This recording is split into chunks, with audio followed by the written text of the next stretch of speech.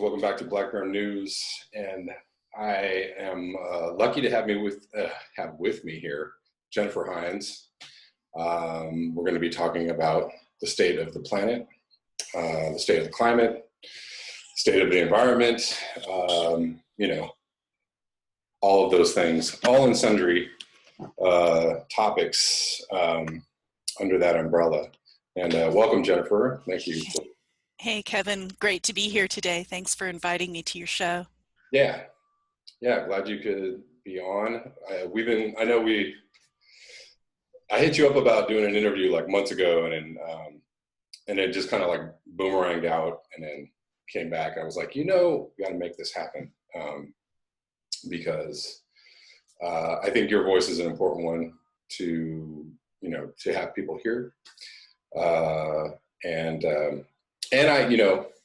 I don't have enough female energy on my show. I seem to be interviewing guys and guys. So, well, I'll be happy to give you the female energy and provide a female voice and everything else that I do.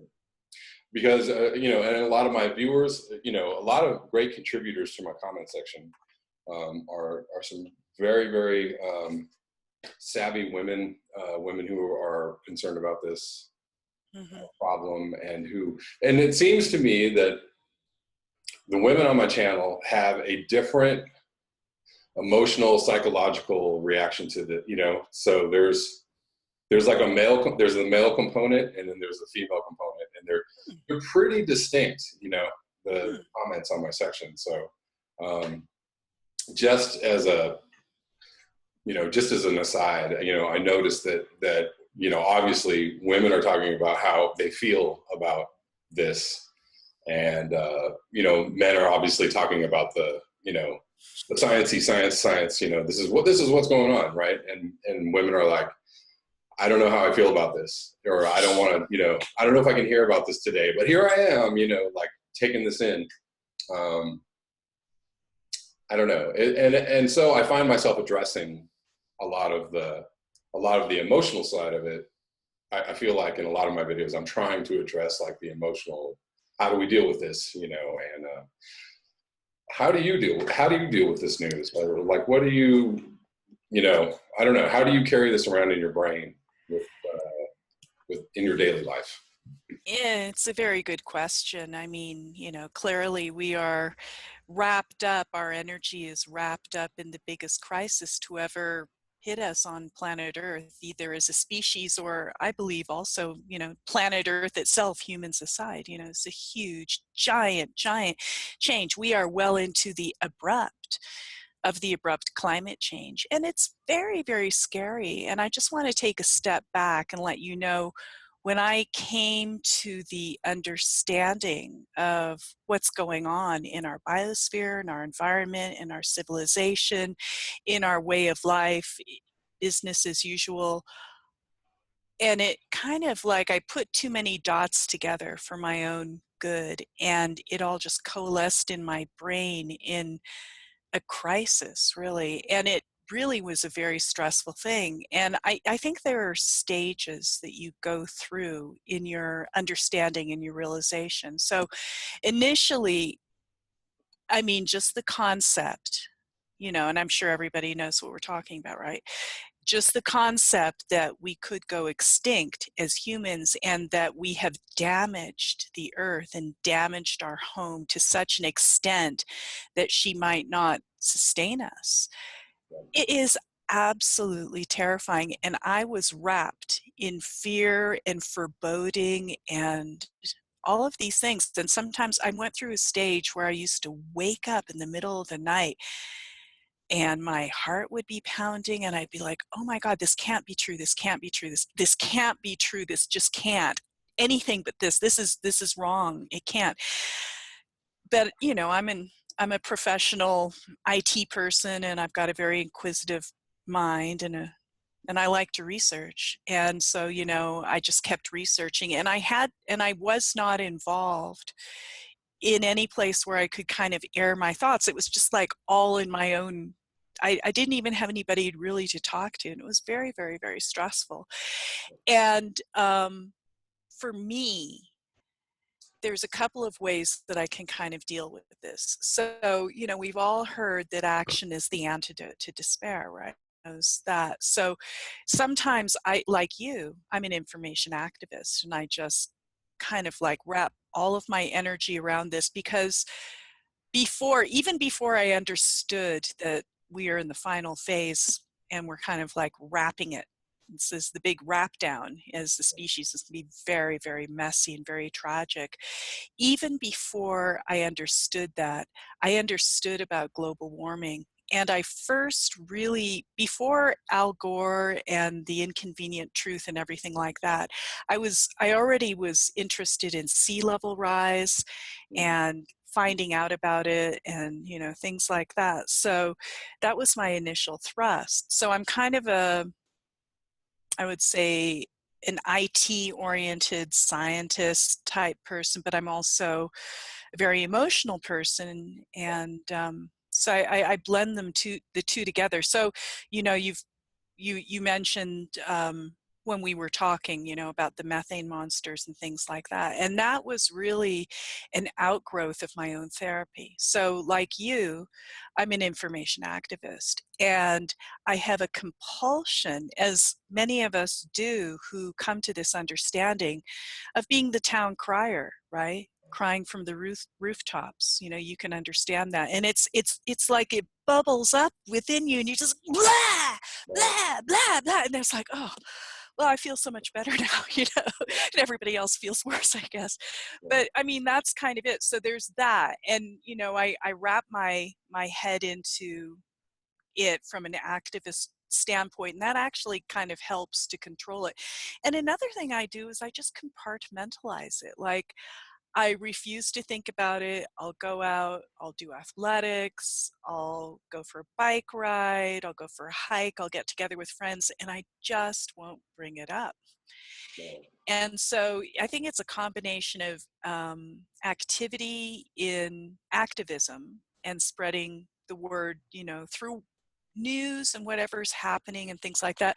And also just not digging into it all the time, because I find when I dig into it all the time, the quality of my own life is worse, and I can't handle it. It's too heavy. So those are kind of the two ways that I think of how to deal with it, so I can continue to live happily and sort of in a balanced way, right? I mean, definitely. Like, if we're, you know, if we have limited time left, and we are trying to enjoy, you know, what we can enjoy, you know, with our time left. You know, it's kind of the only way you can do that is to really like just shove it out of, you know, you have to be like, well, you know, that's happening, but you know, anyways, life goes on. I mean, you have to continue to, you know, love the people in your life. I'm sure that, you know, I know that you have children, and, you know, that's a big part of your life. And, you know, you do the Black Bear News, but you don't dwell on that news all the time. You kind of go through it when you're talking about the Black Bear News, you know, going through it. But then after that, I don't think you're sitting there dwelling on it the whole time, right? I'm not. And that's kind of why I do. I mean, it is totally therapy for me, like doing this channel. I think a lot of people are finding that, right? So a lot of people are finding their voices, and a lot of people are just having the courage to be authentic and let it out, and, you know, being courageous to open up to, you know, putting these internet shows out. You never know who's going to see them, right? But it doesn't matter, because I kind of came to the opinion, people are people. Everybody's here for a certain limited amount of time. We're all going through trials and tribulations. We're all going through joys and learning and healing, and, you know, we make mistakes and, you know, things like that. It's our human lives, and that's where we're at, you know, and then we try and share with others, but ultimately we're all made of the same stuff. We're all living human beings, fallible and mortal. Right. And imperfect, and, you know, struggling, and, you know, yeah, totally. I mean, yeah, it's interesting, like, to have so many people talking, you know, I think every time another person gains the ability to have a voice and say, like, here's my take on it, here, that we become kind of this, we become kind of a hive mind, kind of, Mm-hmm. we start creating Exactly. And this. that's what I'm seeing too. It's consciousness is fascinating, and mass consciousness is fascinating. And I'm sure that you you know about the 100th monkey, those experiments they did, right? And so, consciousness is transferable, and there's also kind of like critical mass, right? Yeah, And you get to a certain critical mass point in consciousness, and then ideas that seem so radical all of a sudden are almost commonplace, and the adaptation of consciousness seems to hit a certain mass consciousness level, and I don't know. I think that things are changing a lot, and I think that that's kind of where we're at right now. So you and I are part of the town crier set. We're all in our own way crying from the rooftops and saying, hey guys, look at this, look at this, look at this. It's not good, it's not good, but take a look for yourself. And then, well, the news is getting worse. Abrupt climate change is setting in more and more. We have more and more of those really crazy abrupt climate change events. And then the thing is about these events, they come, like the Maryland, I think it was Ellicott, Maryland. Mhm. Was it Ellicott City? Yeah, Second time in 2 years, massive, yeah. dramatic. So Two, it's almost two and a half like you years. guys didn't get it quite the first time. So let's give you like another rain bomb and really wipe the town out. And, people must be waking up and saying, well, this is scary. Right, You can never really walk down the main street there in Ellicott City again without looking up and saying, oh my God, I hope we don't have another rain bomb. People are going to be remembering this. So, things like this, mass consciousness is going to start to change a little bit. right. And when, I think we're at a point where weather events or, extreme events are going to happen to the point where people are going to start wondering, like, okay, should we be doing something different? Like, is now a good time? Because I talk about Miami all the time. Right. Miami is Oh getting gosh. king tides. They're already getting flooded by the ocean. The ocean is already, the sea Yeah. level is already high enough in Miami. Yeah. That, Sunny day flooding yeah, is happening, and yet clear people are like, skies, yeah, especially when the moon is full, and then the high tides are higher. And I posted a picture and an article on my page the other day about the sunny day flooding that's being seen up and down the east coast of the United States, all the way from Florida to Maine. And this is what we're seeing because sea level's accelerating. We know what the result is. The sea level goes up, it goes up. I mean, yeah, and at what point do people go, it's time to make a move, or this is a yeah, problem, or what is this? Another phenomenon I see is, people. So, Facebook is a really good gauge of like the average population for me. Like, if I'm talking about climate change, because most of the things I post about climate change, people just totally ignore, right? And then there's two or three people that are like, yeah, that's a serious problem. Like, I'm totally there with you. Like, I totally understand everything about it, right? Two out of thousands. Um, but every once in a while, people will post, okay, so next week, Los Angeles is getting a monsoonal intrusion, and it's supposed to be 115 degrees or 100, right? 120. And somebody posted about it, and people are going, oh, that looks bad. Oh, that's going to be terrible. Oh, no way, I'm not going to Disneyland that day. Like, everything but climate change. Here's climate change right. coming to upend your life, basically. Like, nobody's really talking about the actual, like, cause or what the big picture looks like around this, and Yeah, I want to jump on the post and say, like, guys, like, this is not going to yeah. stop. It's going to get We worse. can't help it. We're kind of predisposed. We're animals. We're simians. We grew up out of hardship and fear and all the things for millions and millions of years, and it's very, very difficult for us. Well, we don't understand exponentiation, for one thing. It's very difficult for us to put our head around exponentiation. Trends are hard enough for us to understand, but exponential trends that kind of curve like this, which is what is happening right now, that is very, very hard for us to take on board as a species. We are fight or flight oriented. We understand how to avoid the next predator. We understand immediate threats, but we really have a hard time wrapping our minds around exponential trends and, the whole thought that things are not only changing, but changing faster and faster and faster and faster. The news is so bad, it's a little bit easier for us to just block it out altogether. Yeah, indeed. And I see that in very intelligent people, right? I see that in people that are like otherwise, completely in reality, completely, they're very progressive, very liberal, very, and some people you start talking about this with them and they're like,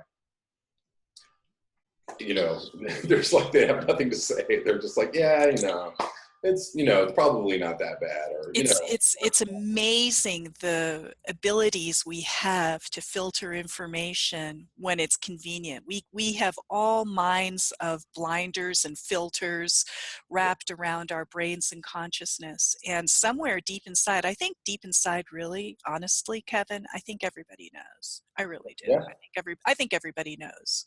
I do. I get that too. Like, I totally But agree. I think that it's too big of a thing not to know about, but I think not everybody knows consciously. I think it's known at a mass consciousness level, but at a subconscious level. And I just think it's the information is too red hot. It's like kryptonite. You just can't put it in your brain because it'll destroy you. So it's easier just to ignore it, not to put the dots together, even if you're a smart person, and just kind of go about your business because it's a little bit too threatening to engage with. Right. And yeah, I mean, anything that threatens to alter your life, your daily, routines, what you expect from a month from now or a year from now, or, everybody operates with these plans in their heads, right? Yeah, I mean, life is hard enough without climate change. Right. I mean, life is hard enough just knowing that we're mortal, and that's actually hard enough to wrap our head around, like the thought that we will not exist at some point is a very difficult thought to understand because we all embody the myth of immortality, and it's only when we start to kind of advance in our years, or it happens, there's no generalization, I guess, but then people start to realize, oh well, there will be a time when I won't be walking this earth, and oh, I wonder if it's going to hurt. Oh my God, is it going to be unpleasant? Oh my God, will I be able to survive? Oh my God, what about my kids? And it's just like, it's oh my God, oh my God, oh my God, and it's too much, so we just like click it. But it's interesting because we do make plans as humans for our eventual demise, right? Like on the regular timeline, right? Yeah, We'll talk about that's right. retirement or funerals or wills, or people are willing to engage in those kinds of thought, whatever. I think it's the thought, it's not really the personal demise that's bothering us so much. It's the fact that this whole earth could go down. Right. Most people have children. That's a huge Yeah. consideration. You don't want to think about it. You don't want your children to think about it. You just want life to kind of go on and see if we can kind of have a nice time between our birth and our death and have some good moments and have some good realizations and love a little bit. But we're simple creatures, really. That's pretty much all we want. Right. We are simple creatures with fairly large. Simple creatures, it's probably a little bit too generous. I mean, there are a lot of ways to think about it. Yeah. Well, let's talk about some science. Let's talk All about right, let's do it. Where are we at in the methane? You have a specialty, I guess, but in the methane release, or the methane monster, or the methane situation in the Arctic, and it's global, but it's, you know, Hmm. starting in the Arctic, and it's happening now. Right. Where are we at with methane release? How bad is it? All right. So let's talk about the Arctic, because as we know, the methane deposits in the Arctic are vast and frozen. It's methane hydrate. Methane hydrate, as opposed to just methane. Methane hydrate is encased in a cage of water that's frozen and inert. And the Arctic is melting. There's no two ways around it. I mean, we are expecting there's going to be a blue ocean event. By blue ocean event, we mean less than 1,000,000 square kilometers of frozen ice in the Arctic Ocean. So we do see that the volume of Arctic sea ice is going down year by year by year. Don't pay so much attention to the extent, which is the covering. The extent can actually just consist of a skin. What's most important is how deep is the ice? What's the volume? Because over time, you know, the ice volume goes less and less and less as it melts and melts and melts, because the water is getting hotter and hotter and hotter. And, you know, it's very much like having a drink on a hot day. You've got lots of ice in your drink, and your drink is really always staying right around that cold temperature, because the ice is refrigerating it, right? Once that ice melts, the temperature of your drink goes up very, very quickly, because it doesn't have the buffering effect of the ice. Not all the energy is going into the melting of the ice. Then the energy goes into the melting of the drink itself, or in this case, the Arctic Ocean itself. And, you know, heat plus ice equals water, and methane hydrate, also frozen, will thaw. Now, the important thing about methane and why it's, you know, the methane deposits that are in the Arctic are up in the Laptev Sea, the East Siberian Arctic Shelf, the Kara Sea, all up in that area, you know, around Siberia, and the permafrost. Let's not forget the permafrost, but right now we're just going to talk about the Arctic. So methane is a highly potent greenhouse gas, as you know, and it has a short shelf life, I guess. I mean, like, once it comes out as methane, it has a vast heating effect. When it first comes out, the heating effect, when you compare it to carbon dioxide, is about 125 times molecule per molecule um, more than carbon dioxide, which is kind of stunning when you think of it. You know, it doesn't last that long. Like within 100 years or so, it will kind of degrade, and it'll have the same heating potential roughly as carbon dioxide after it kind of, you know, goes through this thing. But when it first comes out, it's very, very hot, and it's very dynamic. So this provides instantaneous heating to the atmosphere.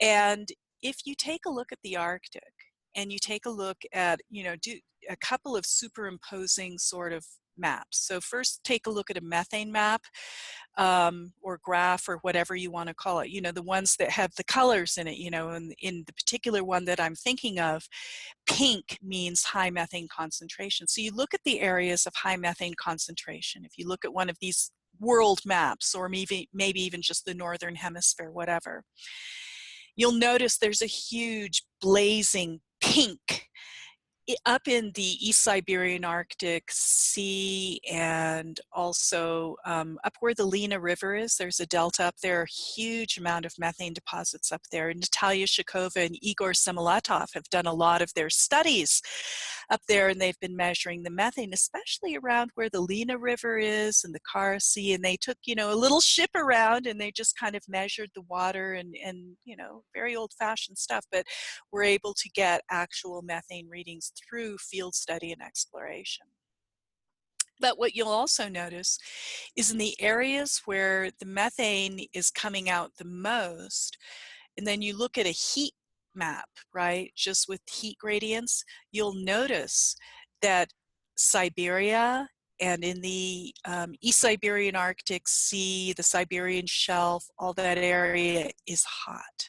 So there's a definite correlation where the methane is coming out, and where the heat is being seen. So methane has an immediate heating effect, absolutely immediate. Doesn't have any downtime. Like carbon dioxide's a slower heater. It doesn't heat as quickly as methane. So not only is it not as dynamic as methane, but it is a slower, there's like more potential built up in the carbon dioxide. So for example, the temperature that we're feeling today, if we stopped all carbon dioxide emissions completely, just somehow magic happened, stopped cold, the Earth would continue to heat, because locked up within carbon dioxides, it takes a while for that kettle to boil. So, you know, it'll continue, like we're going to continue right now to experience another 10 to 20 years worth of heat. I mean, it's not like an exact science, but you know,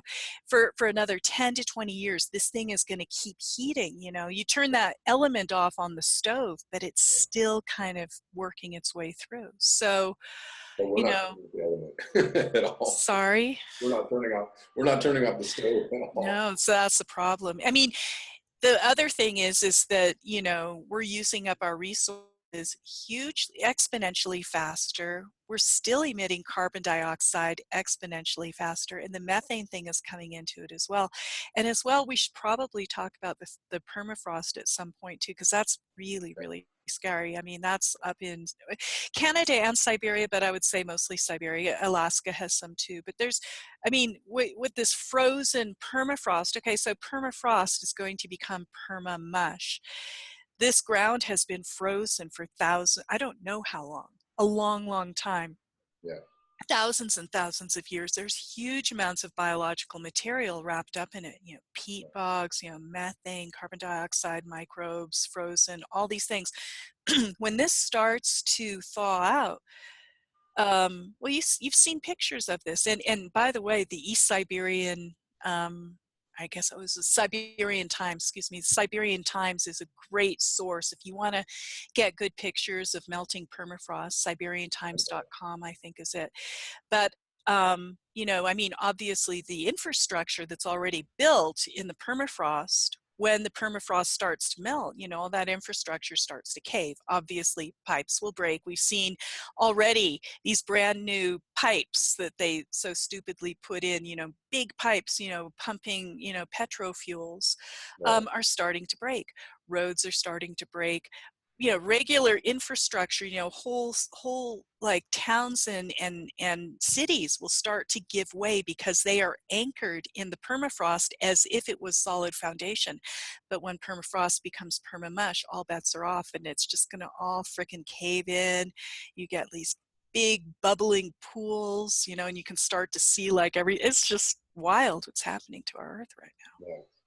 I think I saw a video of like a permafrost. It was like an avalanche, but it wasn't on a mountain. It was just, you know, kind of downhill, but there was just permafrost and trees like just Giving way.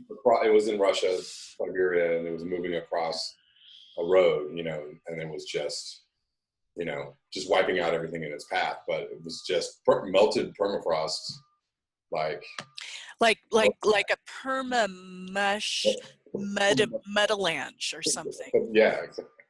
Yeah, now these things are There's another happening video, around. yeah. Yeah, I think I read in Arctic News that there are some places that have as high as like 3,000 parts per billion. Yeah, that's true. Parts per billion. Methane is measured in parts per billion, and you would think, well, 3,000 parts per billion. Parts per billion, that can't be very strong.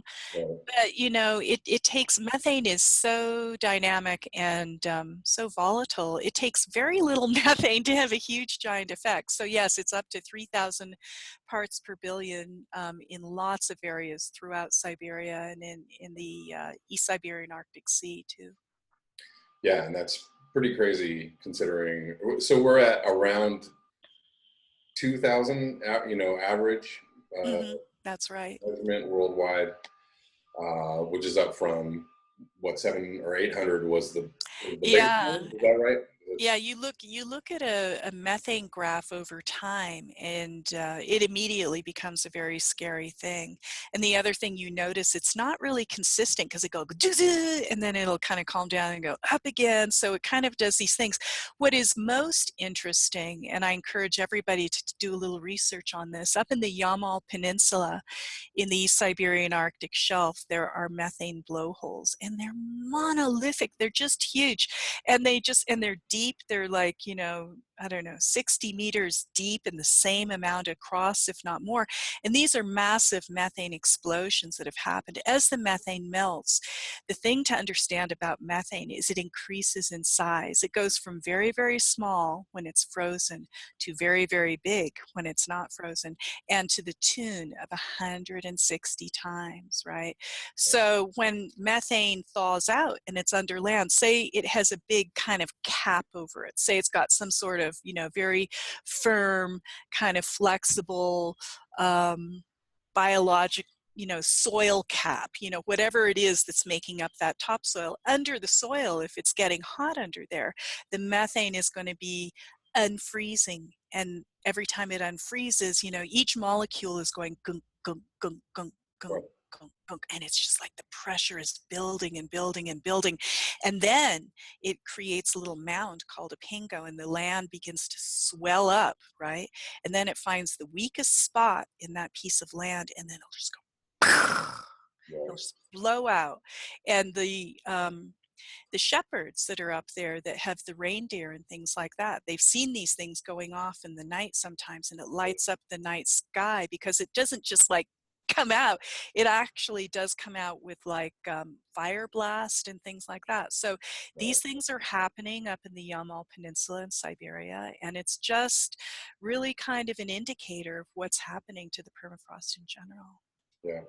And also, so there are like 7,000 of these windows or that are. I don't know that they can count them, but they're coming up all over the place, and it's just like zits, I mean, it's just coming up all over the place and bursting out. Yeah. And that's all because there's methane, and it's just chemistry. That's all it is. But it's very dramatic. And if anybody can become a believer, imagery is very, very powerful. We have a hard time wrapping our minds around scientific concepts and anything that's a little bit too dry. You put a little bit of imagery in that, Right. you're going to see some people going, oh, really? And then all of a sudden, that'll be like, what they need to go ahead and investigate it further. Then they'll be curious. We have to become more curious. We have to be investigators. Yeah, absolutely. Well, and that actually is something that's interesting to me as well, as why some people are curious about this and why people aren't. But it's hard to say. I mean, what the mechanism is for people to be like, no, or why do some people wake up and embrace it and run at it, and some people see it and run the other way and actually put blinders down? What is it? Why do some people do something and some people do another thing? I don't really know, honestly. I guess that some of us just have to look at it. I mean, it's kind of a scary thing to look at, because what you're essentially looking at is you're looking at the approach of an oncoming train. It's not daylight that's approaching you when you look into that tunnel and you see that light coming at you. That's your demise. It's tough stuff. And you're on the tracks, and there's kind of no way. You're on the freaking tracks, and this train is coming at you, and that's what it is. So it's a very scary thing to look at, and you have to look at it in small doses mostly. I mean, there's some people that just look at it and just like, all they want to do is look at it and investigate more and more and more. And I think that's a stage, really. I mean, I don't look at it as hard as I used to look at it, but I used to look at it and just like read more articles and more and more and more. And I think that's part of it. Now I try and stay up on it, but I know what's happening. And, I value my own sanity and my own mental health. So I look at it, I digest it, but I live. Yeah. I'm in the same place. I can only well, I only have so many hours in the day to really like take in Right. I information. mean, we have lives, you know, that we don't make money doing this, right? This is not like you're not making money, I am not making money, but we are investigators and we feel a compulsion. We feel an obligation somehow to tell the truth and to digest it through our own consciousness and to share our ruminations with others because we feel it's important, you Yeah, know? yeah, definitely. So where do you see the Arctic at, as far as like how far away are we from a blue ocean event? How far away are we from, some kind of clearly obvious signposts that maybe the masses would be like, oh, like that. Oh my God. I mean, I don't know. Would a blue ocean event really actually wake people up?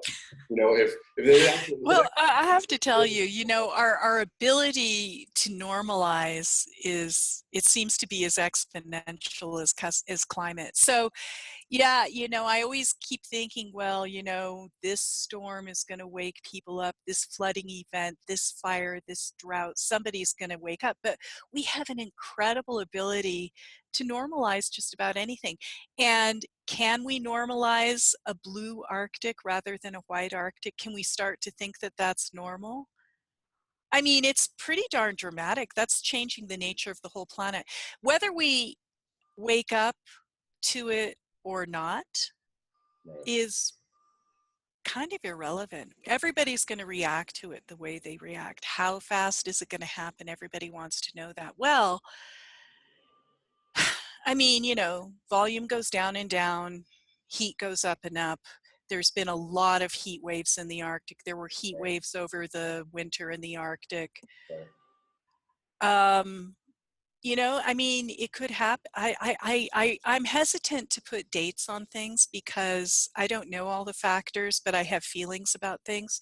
You know, I would say within the next couple of years. I mean, it could happen. I mean, honestly, it could happen as early as this summer in September. We don't know. right, So 2018, we could see a blue sea event.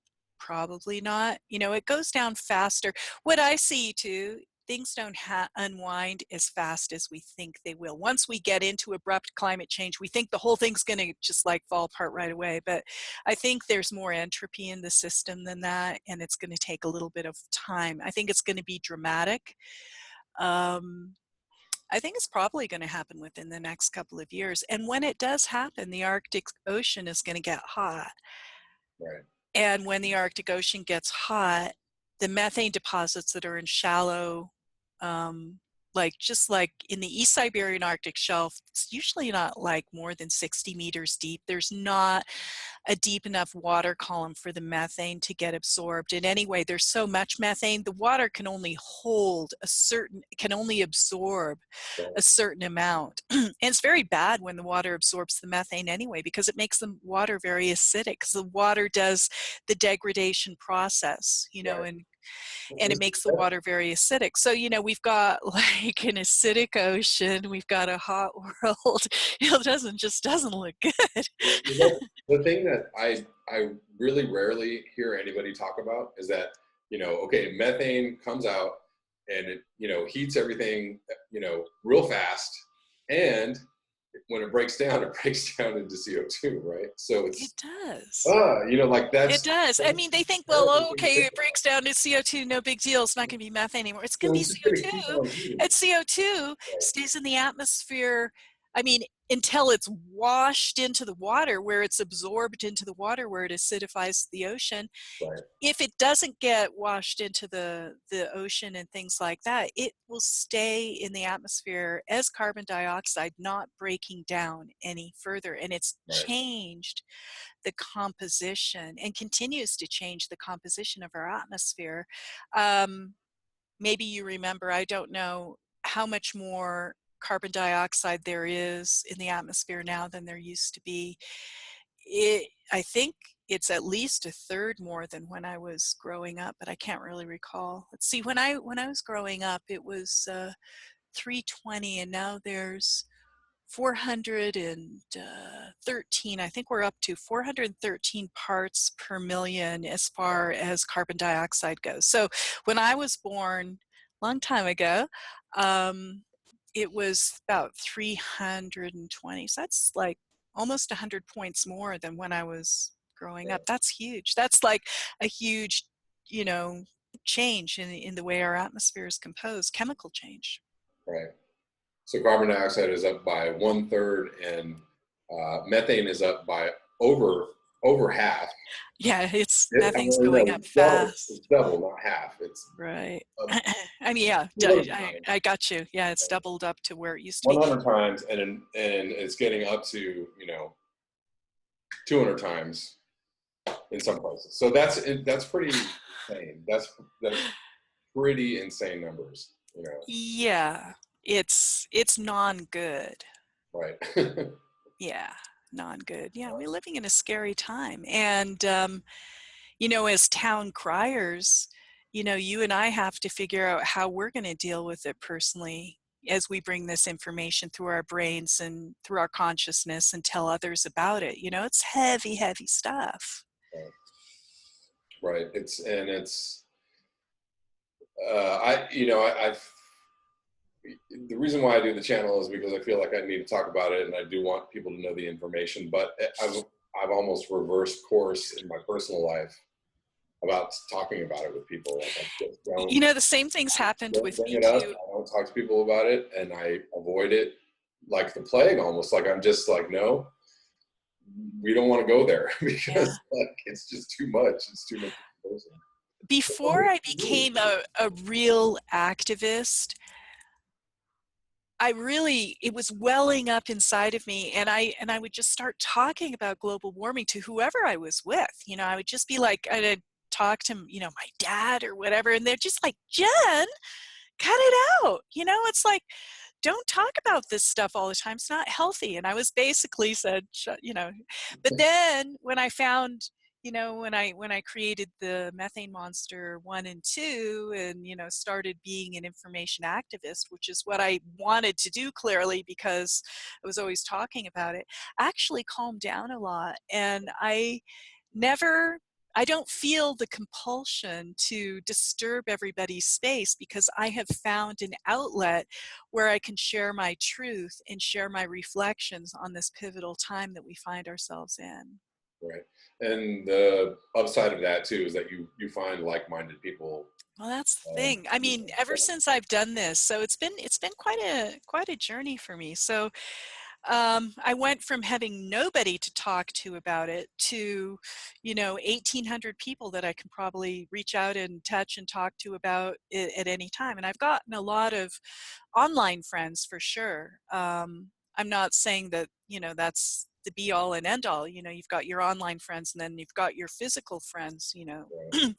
But it has helped a lot to have people of like mind who share your understanding, who share your vision. It's a little bit less lonely and you don't feel like you're just going crazy. You can actually share these thoughts with other people. So I really encourage people to find your truth and say it loudly and clearly and forcefully as far as you can with your authentic voice, and you will be surprised what ends up happening.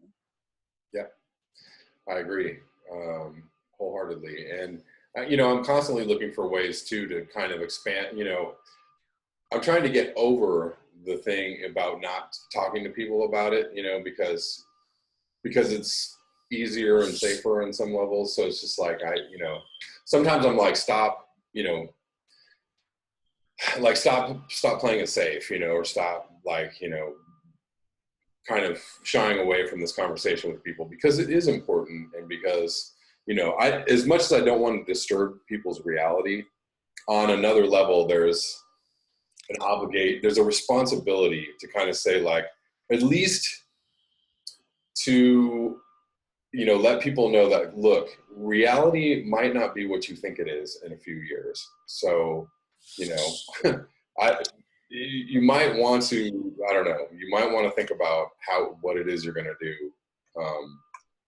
And people are going to do what they're going to do, but I don't know. I don't know if that's a responsibility I need to take on, but it's something that I feel that's important, at least because there is a mass consciousness, because there is a subconscious understanding that yes, things are really bad.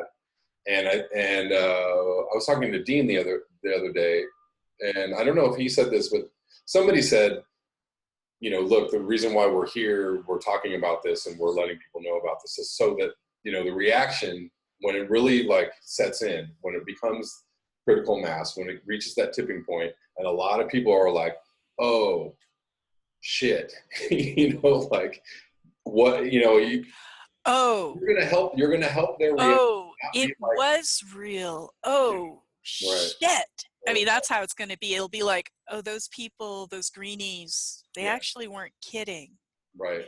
And that's kind of where we're getting to, I think. I think we're going to be there very, very quickly with the mass consciousness having to wake up to this at large. But I am very circumspect about telling people about this. Like, I have to see where the person is at. Yeah. You have to be at a certain point where you're ready. You're just like on that little kind of like fulcrum point, and you just need the slightest little push, and then it all kind of, because if a person's not ready to like pop, you can destroy their life. You're I don't want to do that. That's another responsibility that, Right. So, I mean, you just have to maybe just bring it out a little at a time, little by little, like, hey, here, I don't know, I don't know what I'm constantly trying to look for, the right tone or language or, degree of information that you're giving someone. I don't know. Yeah. I mean, you can touch it a little bit and then see what happens, right? Like if you touch and it's like a blah, it's like, okay, wait, that person is reacting. So, right. Right. Yeah. It's just a big, I mean, it's a huge subject. It's a huge problem. And, it is. We're just here witnessing it. We're here dealing. We're just making it up as we go along. So like nobody's in charge. Nobody's taking care of it. Right. Nobody's saying like, oh, well, we've got 30 years, but somebody's like handling it. No, right. Nobody's handling it. Actually, it's the opposite. They're doing the opposite of handling it. It's opposite of handling. And, what's happening here in the United States is downright scary. Never take for granted the rights and privileges you have. Don't think that you're always going to have NASA Earth data, for example. You think, oh, NASA Earth data, that's, of course, everybody, no, they're shutting down methane monitors. They're shutting down all sorts of data sources. They're not maintaining data sources. They're letting them go. I mean, it's very scary what's happening at a government level. And it's not because they don't believe in climate change. They say they don't believe in climate change. They do believe in climate change. That's what makes it so evil. They believe in climate change because they know it's true. Everybody knows it's true. The military knows it's true. Poor NASA, Cape Canaveral, they've got that, space thing at sea level, right, where all the shuttles take off. That thing's going to go under. Everything's going to go under. Everybody, all the military is looking at sea level rise. It's a huge problem. But I don't think that at large that many people are putting together all the dots and giving us the full picture, and we are information poor. And I think it's by design. Absolutely. Well, when you were talking about the blowholes in Siberia, right? Have you heard that in the normal news? Well, not only did you not hear it, but a few articles that I saw, they had scientists saying like, we don't know what happened here. We're trying to figure what we don't know. Really? Oh, okay. Right. And you go to the bottom of those blowholes and you take methane readings and it is off the chart. They know what's happening. This is logical.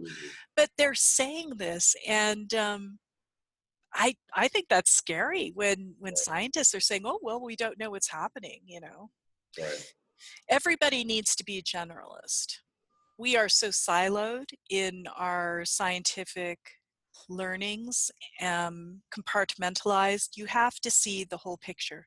You have to have a generalized understanding of the interlacing feedbacks that are taking place and that are there, you know, how all systems work together. We have to understand the systems of Earth and what is making them roll, you Yeah. know. Well, and on that note, well, I asked you about the a blue ocean event, and so there's, you know, Sam Parana site, Arctic News, and I know you talked to Dar Jamel, and you know, obviously Guy McPherson. There are a bunch of people that are coming to the conclusion that, you know, they're projecting, their models project something much different from, and there's other scientists kind of moving in this direction too. There's like Kevin Anderson, Oh, yes. Peter Wadhams. They're Oh, all, yes. you know, a lot of them are like, they're not going there yet, but they're like, ooh, it's really bad. Like, you got, you know, Peter Wadhams has, in my last conversation with Peter Wadhams on Extinction Radio, we didn't make a big, well, you can actually find it online. But in any case, it was a couple of months ago.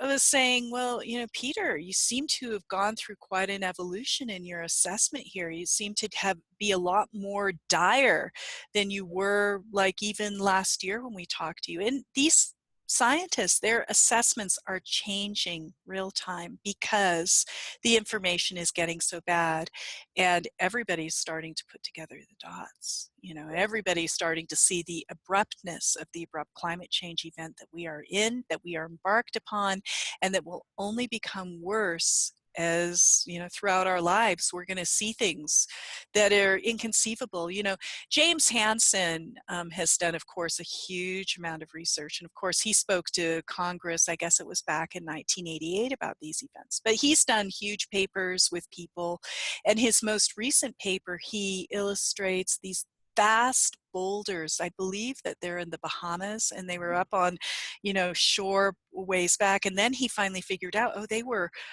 put there by like massive storms. That's how these giant boulders got there in the Bahamas. So that means these storms were like really, really huge. That's kind of where we're going. That's why he wrote the book, Storms of My Grandchildren. And what's so interesting at the last COP talks that James Hansen was at, he actually had his granddaughter there. So Storms of My Grandchildren, he had his granddaughter there, and they did a duo where they were doing this kind of duo interviewing in the climate talks, and I thought it was great. You know, she's following in his footsteps. yeah, Courageous young woman. yeah, absolutely. I mean,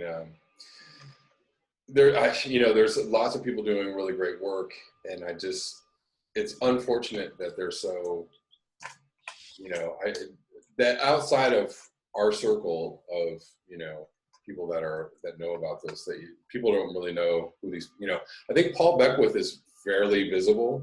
Yes, he's You know, quite visible. like he's actually more visible than Guy McPherson on some Oh, level. yes. Well, Paul's very, very, very prolific. Yeah. And, you know, Paul doesn't talk about himself very much. He's really all about the science, and I have the deepest respect for Paul. Paul's a lot of fun to talk to too. We had a wonderful conversation last time we spoke. Yeah. And he's a generalist that can talk about absolutely anything at the drop of a hat. You know, he's got it all up here, and you ask him anything, he can, you know, talk about it. And he's a good teacher. Yeah. No, I mean, I enjoy his work, and I enjoy his the amount of things that he puts out, and the way that I think he's one of the few scientists that I see on my Facebook timeline, like that, you know, people are willing to put his videos out for whatever reason. I don't see any other climate scientists, you know, in kind of general conversation. I've posted a couple of Guy McPherson things, and there's just crickets, of course, because it's way too, it's like, you know, like, but you know, Paul Beckwith is very like, okay, guys, come on, you know, we're gonna, I know here's Paul's the chart, got such a you know, like even-handed demeanor. You know, you gotta love Paul Beckwith. he makes it like a classroom, you know, like He does, and it's non-threatening, and he's kind of a geek, and you know, you can relate to him and stuff like that, you know. And he, he's really an amazing information activist. Got to hand it to Paul. Yeah, He's done great work. absolutely. So how do you feel about, speaking of like Arctic News, the Arctic News blog, and like the projections that Sam Carana has put, whoever Sam Carana might be, that's Whoever he might be in the plural. he or she or they.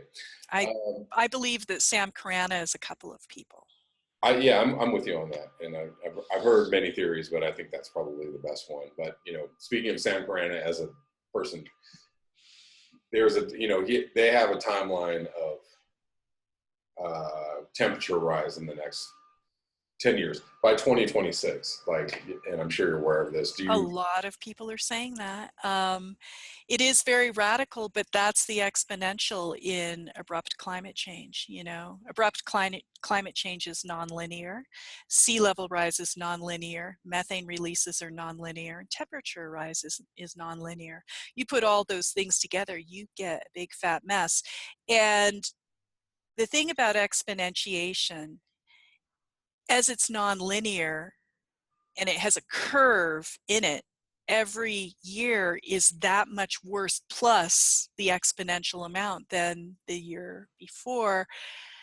And here we are, we're 2018, let's add 20 years to that, so that would be 2028, 2038. So let's put us up at 2040. So in 2040, what's this world going to look like? How much worse is it going to be in 24? 20 years is really not that much time. It's very, very, very short.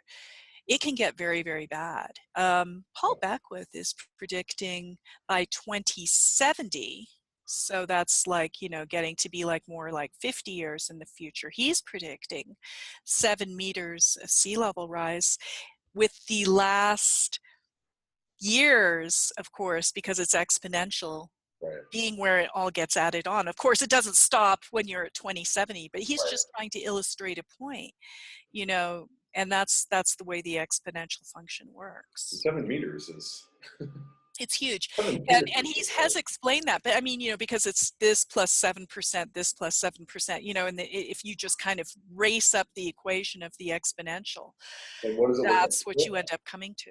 Right. But what does it look like if it's 7 meters in 50 years? What does it look like in 25 years? Is that, is it only 1 meter in 25 years and then the 6 meters in the last? I don't know. It's hard to say, Yeah. but we're going to be living it as long as we shall persist, and so we will be witness to things that would have been inconceivable for any of our ancestors. Yeah.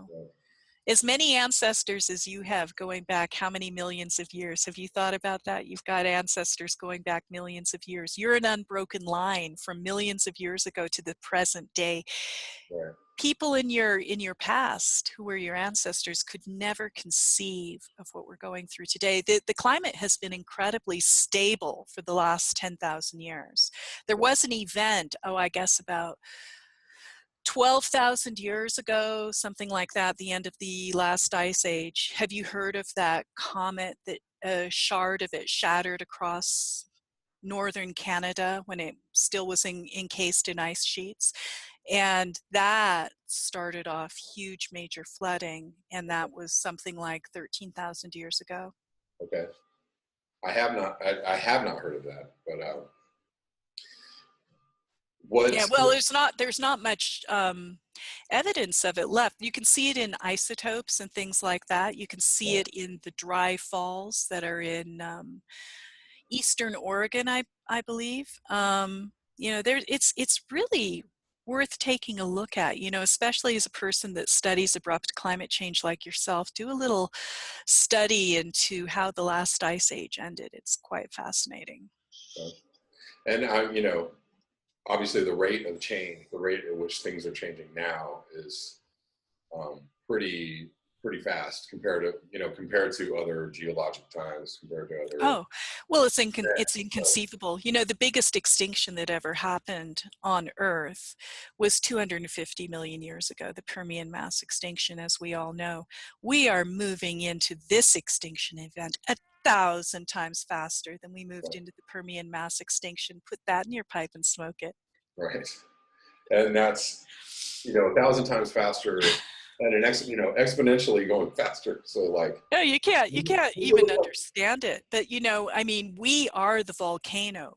We are the Siberian traps. Humanity is in its CO2 emissions, and now it's methane emissions, all that fracking, what's natural gas? What's it made up of? What's all those leaks? What's going to happen there? You guys had a huge leak, I believe, in Southern California with natural gas thing. Right? Yeah. I mean, we're just doing it to ourselves. We're doing it to ourselves. I don't even know what to say about it. Yeah, I can outdo myself. I can put myself into a state of complete silence by dooming myself to silence. You know what I mean? Yeah. Yeah. It's not good, not looking good. But not looking good. And on that note, what what do you want to wrap up this video with? I want to keep it to about an hour. That's fine. I think we're at around an hour, because I'd like to try and upload this tonight. I don't even know if that's okay. That sounds great. If that's possible, but I just wanted to kind of maybe just finish up on where do you see in the next 5 years?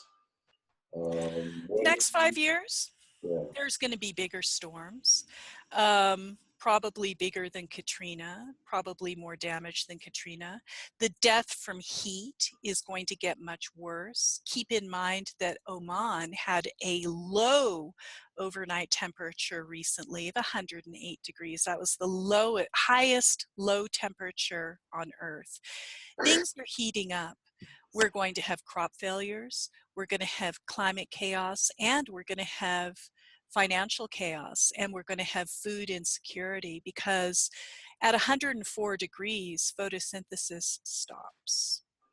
So, good to know these things. Like there are a few little good things to just kind of keep in your head. For example, hot air stores more water than cold air. Right? So we know as the atmosphere is getting hot, the amount of humidity is going up.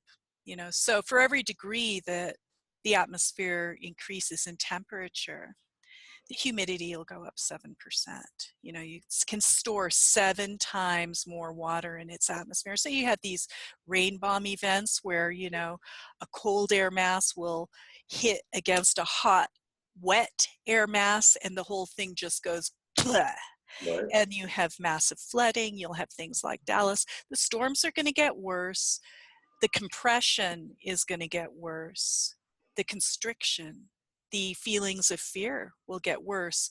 People will need to hear what you have to say, Kevin. People will need to hear what all of us have to say, because they are going to be looking for answers. More and more people are going to be waking up, and they're going to be reaching out.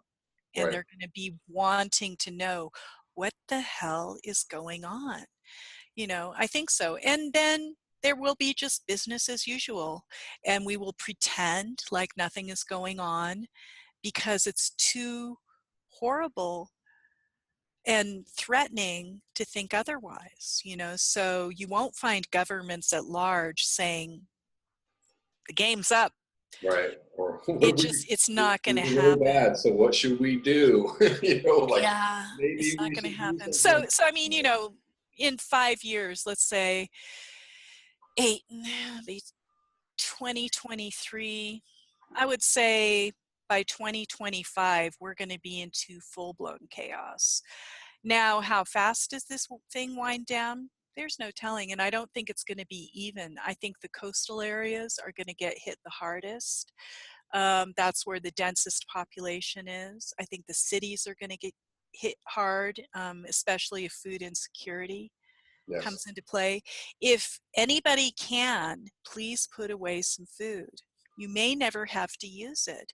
It's a good investment. I've put away a tremendous amount of food just because I'm concerned, and I can see the writing on the wall. And it was so funny when I was buying my food a few years ago. It was done out of pure panic. And I was like, oh my God, because I was seeing all these things. I'm like, oh my God, I've got to buy food. I've got to buy food. So, things are going to get worse. And community and talking about things and reaching out, you're going to find you're going to get even a bigger community than you have today. Everybody who's an information activist putting themselves out there will, because people are going to be coming together and understanding that this is not normal. Yeah. So that's kind of what I see. Lots of cheery stuff. Yes. Lots of cheery stuff. I wish I could tell you something else. I wish I could tell you this. This would be, if I could say it, I would say carbon sequestration is going to take off. We're going to pull all the carbon out of the atmosphere that we can and get ourselves back to Solar radiation 350 parts. Well, Give us a new let's idea. not talk about the 450 nuclear. I mean, the thing is, sea level's going up. Nothing can stop that. It's relentless. It's marching on. And we have 450 nuclear power plants that are, you know, mostly at sea level by the ocean. Those things are all going to get flooded, and it's going to be Fukushima on steroids. So this is non-funny. This is like all hands on deck type moment. Yeah, I had somebody telling me that all the nuclear power plants were safe because they all had backup generators. And I was like, that's not, you don't understand. See, the thing is, people don't understand. They're not putting it all together. Right. And there's you know, I think there's a lack of basic, like, critical thinking about this. And I think that's why, you know, it's good for people to be talking about this that are going down the road of, like, what does this mean? You know, what does this, you know, what do feedback loops mean? What, you know, where do they lead? Where does this go? What, you know, if you follow this train of logic, you know, this means this, you know, then people can start to understand, like, okay, that's, you know, that's very bad. And then what do we do with that information? But it's, you know, there's a lot of people that are just stopping at the first, you know, the first. It's too scary. And you know what? You can't blame them. Everybody's going through a process. Right. And it's the Elizabeth Kubler-Ross 5 stages of, you know, acceptance or whatever, with the additional stage of fuck it, you know? And doomer humor, right? Right. Which is a good stage to be at. If you made it there, if you can make it there if you try. Yeah. You know, yeah, I actually have a theory, you know, in the back of my mind that Trump is president for a reason. Like he is totally on purpose. Like, you know, there are people that say, like, presidents don't become presidents on accident, you know, and there's a whole, like, you know, section of society thinks that Trump, you know, came into office and surprised everybody. And I'm like, no, he didn't. No, he didn't. He didn't surprise anybody. He was supposed to be in office because, you know, his whole like climate change is a hoax. Like, he's just really pushing that and pushing, you know, more business, and let's, you know, wipe everything out before we, you know, whatever. Let's just make as much money as we can and just drive people in the opposite direction of awareness. And causing people to rise up and understand, because in their reaction to them, they come to the understanding that liberates them from the prison of this deception. This is a deception of the highest order. And so many people are understanding that and rising up. And as a result, we have the marches, we have the women's thing getting much stronger. A lot of things are happening primarily in reaction to this just situation that we have with this creature, Trump. Sure. Yeah, and but it's going to be interesting, though, you know, because we still have, you know, 2.5 years. You know, we have, so in your 5-year timeline, you know, we've got 2.5 years of Trump and a whole, you know, and I hear it every day. This climate change thing is a hoax, you know, the whole thing is just, it's not, I'm just, you know, there are people that are really just have really bought this thing so hard, and it's like, guys. I was reading some comments in a Paul Beckwith interview I did a month and a half ago, and somebody wrote, the Arctic is not melting and the ice is not going away, and I'm like, holy cow, what are we gonna do? This is just horrible. Do you see pictures? You know, that's the thing is, it's horrible. Like the people can't be that stupid. They have to open. I mean, I'm not saying anyone's stupid, but God help us, open the eyes and take a look. What's happening on Earth? It's happening right now, right here. Right. Well, I mean, there is an incredibly effective sleight of hand going with information right now, and mass hypnosis is Yeah, on mass full hypnosis. We display. could talk about that in a Right. whole nother interview, the mass hypnosis. That's crazy. Yeah, I mean, it's going. They've got it going full bore, and people Yeah. have really bought it. People are eating it up, and And so when things escalate to a point, let's say 2 years to a blue ocean event, let's say 2 years to, let's even say a couple years, before nuclear reactors start, going down due to whatever, black right. flood. Inundation with seawater. Well, sea level rise is a lot slower than a lot of the things that are happening. That's kind of like a much slower thing. I think we're going to get cooked before the sea level, fully overtakes all of our coastal cities. But keep in mind, people, there is between Greenland and Antarctica, we've got 220 feet of sea level rise wrapped up in these ice sheets. Please Well, understand that when these ice sheets, I mean, it's going to raise the overall coastal yeah, sea level by 220 feet when it's all said and done. It's not going to happen within our lifetimes now, but still, every single coastal city on Earth right, will be swamped. right. Well, and not just that, but it's the storms that are going to be The as well. storms are I going to think be that's going to take incredible. nuclear plants before. Because it's not going to just be, oh, Or, well, we're just getting inundated by sea level and now we're flooded. It's going to be, we're freaking yeah, smashed I with a mean, hurricane and yeah, 50 inches of rain in 2 days. That's what happened to Houston. Do you remember yeah. how, I mean, it's just incredible, right? Yeah, and they had chemical plants getting Oh, into yeah. the water. And just a few years ago, there's a power plant in Omaha that's on a river, and there was flood. There was a big flood. They didn't. There wasn't a lot of news about this, but the flood waters were nearly up to the plant, and it was a very scary situation. And there was no news, no news on national television whatsoever about this. But they were very close to getting flooded. That's probably going to happen. I can just see that happening in the next few years. That we're going to get some big storms, we're going to get some flooding, we're going to get some, hurricanes, typhoons, whatever. And one's going to get close enough to a nuclear plant to just be like, bam, here's Fukushima again. Here you go. Yeah. Yeah. You wonder what it's going to take, and people, groups of people will be waking up for sure, but the scary thing is how slow the masses are to understand and to adopt. And I think a lot of that is it's not the fault of the people. It's the media and it's the culture that we find ourselves in. This culture is killing us, and there is a media blackout. And when they do illustrate one of these events, it's just like one of these bam, bam, bam, oh my God, this, and then they make a huge deal of it, and then it's gone, and then on to the other thing, but not putting it in context of all these things that are happening and all the wheels that are starting to come off this particular car. Yeah.